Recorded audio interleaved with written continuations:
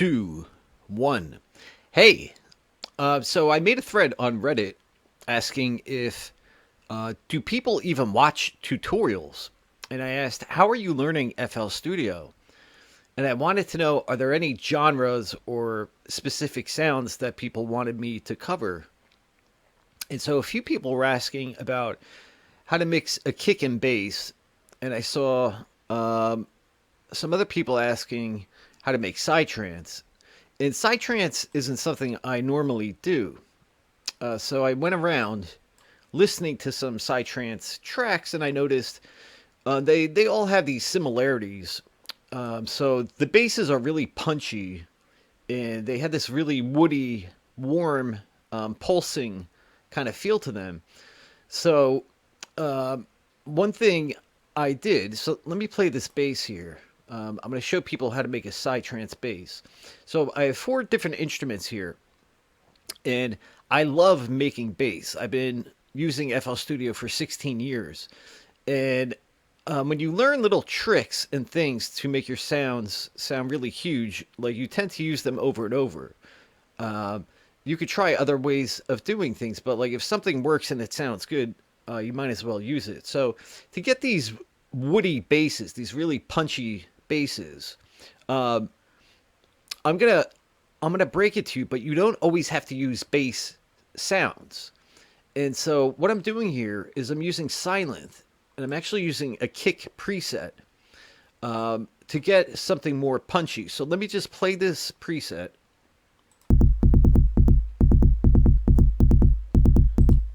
And you can hear it's got that woody, punchy kind of feel to it. And I'm layering 4 different instruments. So I have I have sytrus over here, and I'm using the perk, which is another really woody, punchy kind of bass. So I'm layering that kick with a perk, and together, it's got a really punchy kind of feel to it. And I was like, well, that delivers the punch of the bass, and so I added a couple of more synths to give it a bit more dynamics and warmth.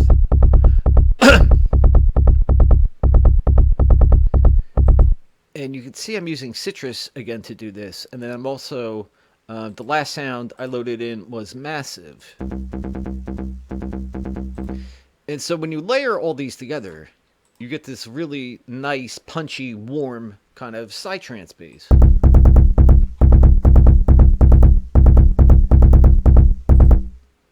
And I've spoke about this in other videos I've done, but one thing that I love doing is by using, like no matter what anyone tells you, I've been producing for 16 years. If you don't have a good setup, your music is really never going to sound great. Because production, it has to be fun and inspiring. And I spent like the first 10 years just trying to learn how to make sounds and going insane tweaking knobs. And I just learned, like, that's not fun. What's fun is being able to just react to the setup that you have. Because you don't want to waste hours and hours doing things. So I save all of my best scores. And I organize them. And so it's kind of like importing a drum player immediately into your studio. That's why I did this. If I want it to sound like someone is playing a tom or a cymbal or a closed hat or a snare. And so I save all of these scores, and it makes production so much easier. But let me get back to this. So with all those different scores, like I had bass scores here, and I could just clone that bass, that pulsy bass, and I can change the notes just by dragging scores out into the piano roll. And by doing this, you could get totally different grooves really quick.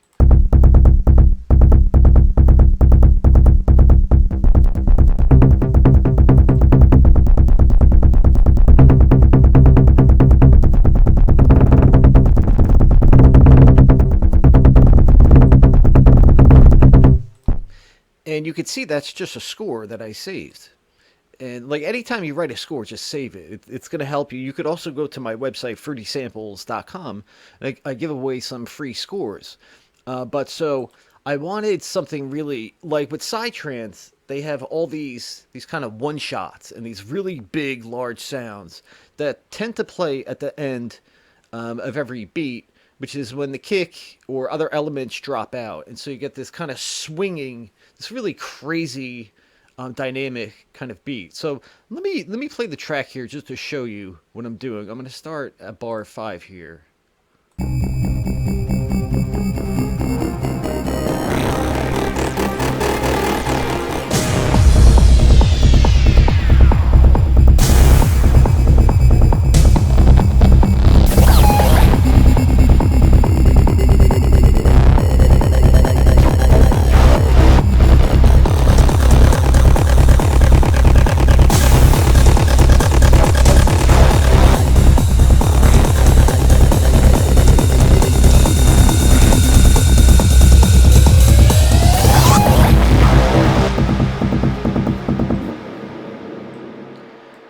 So what I have going on is I have just that kick. I have a kick playing with that sub bass. Just a simple kick, and I just clone the kick, and I make a second sampler where I just throw a hat in, and I turn the filter down, so it's just a very subtle transient, and that just plays on top of the kick, and I have that sub bass. And what other elements do we have playing here? So we have a lot of these one-shot effects, and a lot of these are samples. So you could download any sound bank that has a lot of one-shot samples. This is a Vengeance sound bank, and I just have a lot of sounds like this playing in the track. So it's just a snare with an effect, and that's going into reverb. And then I have another one shot. Well, this is not a one shot. This is that original one shot. And again, I'm using scoring to do this. So this is a kind of drop down effect with a delay. And I do this just by dragging scores out from my score bank. Because you don't want to be rewriting all of your best scores from scratch. You're just going to waste so much time. But I added this score to that one shot, and it sounds like this.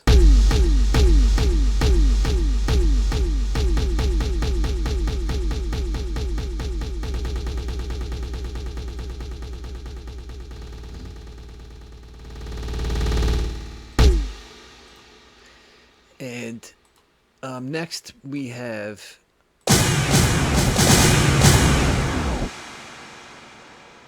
this is another one shot, and we're just doing a fill effect that plays at the end of the beat. And I have another, I just keep cloning and just adding more one shots to my track. And that was, I think that was from a Vengeance sound pack. And then I have another, just an effect. And so like sounds that sound really cool are, you know, all these snares and these one shots, and then I have cymbals playing, and I use scoring to do all of my cymbals. So these are just interesting and dynamic scores, and I just drag them out. So I have a bank over here. Sometimes I'll use close hats to do cymbals, or I'll just use my ride cymbals over here. And let me show you the score on this. And it's useful because this is kind of a timing effect. You can see the notes go faster, faster, slower, slower as it goes down. And then I'll clone that pattern, and I'll just drag a different score in.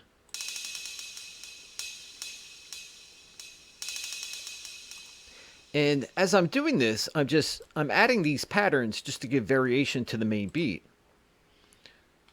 And so we have another cymbal here. And this was a score that was a snare score that I dragged out from my snare bank. And it sounds like a person just playing a cymbal. And they're really cool and dynamic. Then I have another one.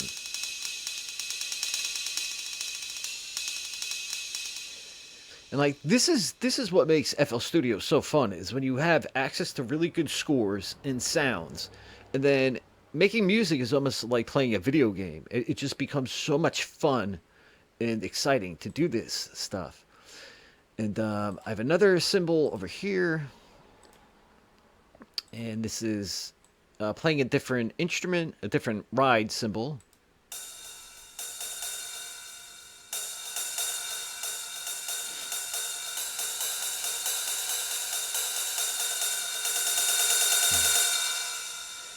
And I'm just adding these different variations, and I'm adding that longer symbol, which is just adding more tension. And then I also have the synth effects. So 16 over here. I'm using massive to do this, and these are those long sustain, bassy effect kind of sounds. And I do this with massive, and you could use a lot of different synths to do this. But it's just adding a pulsing kind of effect.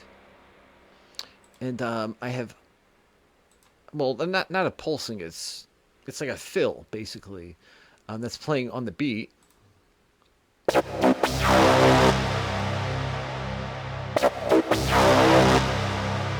This is massive with Omnisphere, and you can see the score over here. It's playing kind of at the end of the beat, and then the new beat drops in, and then it's a long sustain. And all I'm focused on is just getting these huge one-shot kind of effects, and just building out a bass and drum beat. And I'm mixing all of this stuff into the track.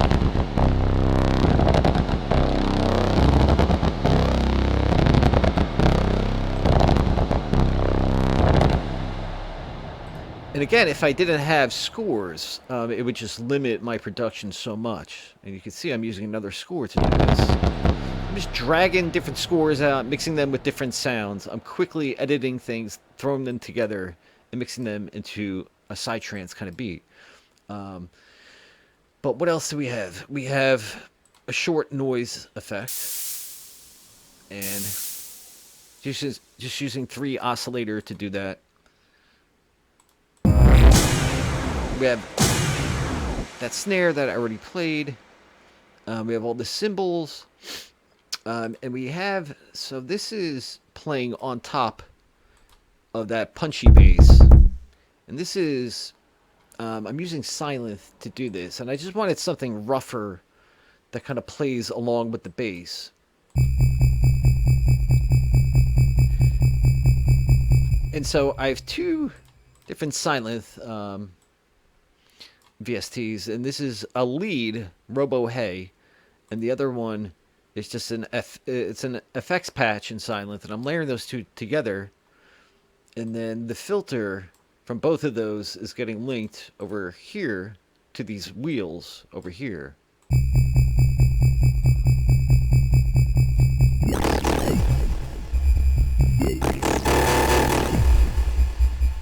And that knob I'm just automating up here at the top, and I have my intro hook, which is a melody that I wrote, and it's pretty simple. And again, like to get really large sounds, I love layering. Layering to me always sounds better than using single sounds. Sometimes it can get sloppy, but they just sound huge, and so. Let me mute this down to Omnisphere.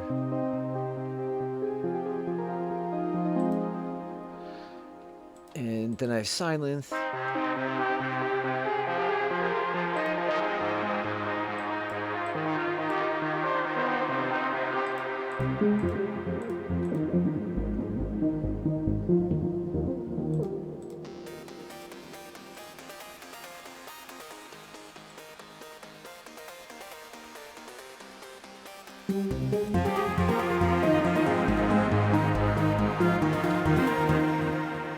Now, I'm going to show you something that I love to do with leads. So, you could link like all of the filters from all these over to one of these wheels.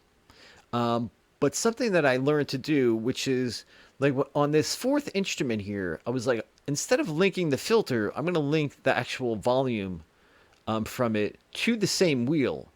So on these three, it's all the filter, and then on this one, it's just the volume. And you can hear what this sounds like.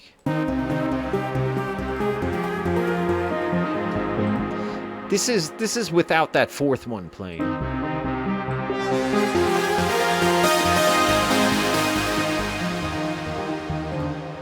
And then this is with the fourth one playing.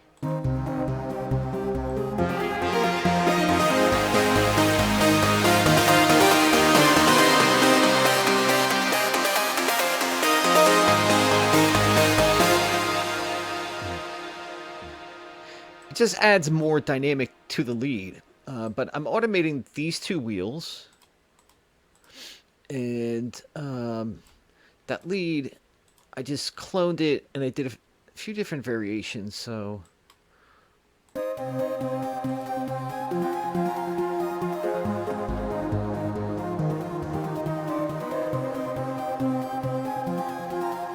have one playing a low octave, another playing a higher octave. I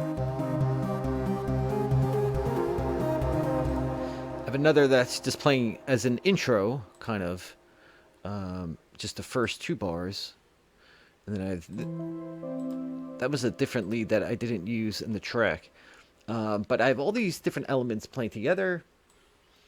And it's not that difficult to do. Like if you have a lot of good scores, and if you want to make a good performance, you have to have good performative scores. It's just something that so many people overlook in production. But this is how I went about making this track, this Signalarity, and it's a Psytrance track. I think I might change the way I do tutorials. I have to really learn to focus better on each element. Like I should do one video that just covers the bass and one that does the lead, and it should be more organized. But people were looking to see a Psytrance kind of track, and so let me play the full track now.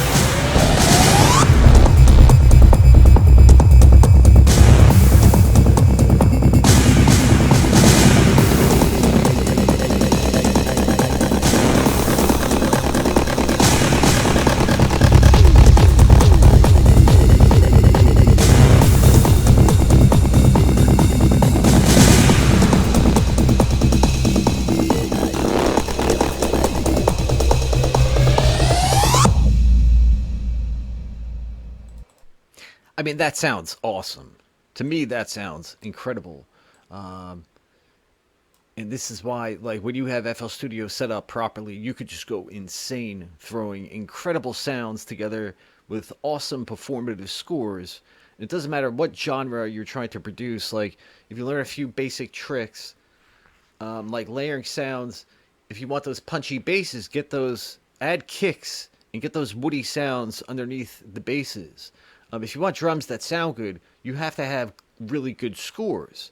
And I help people out with this. I give free scores away. I'll be uploading, like, I have amazing scores that I've saved over years and years. Throw some one shots in there, get some noise. You could do some rising cymbals or snares, and do those long sustained basses. You could start reversing basses, play them right before a beat drops in, then play them on the beat when the beat drops in, and you could just go insane throwing together really awesome sounding tracks. But if you like the video, please like the video and subscribe to my channel. And if this was confusing, if you have any feedback or criticism, please let me know. I'm trying to make this channel better. I know these videos could be more organized, but I'm going to be going through that list on Reddit and covering more and more topics. And if you have other videos you want me to make, or sounds you want me to cover, genres, anything, let me know in the comments. All right, thanks for watching. Take care. Bye-bye.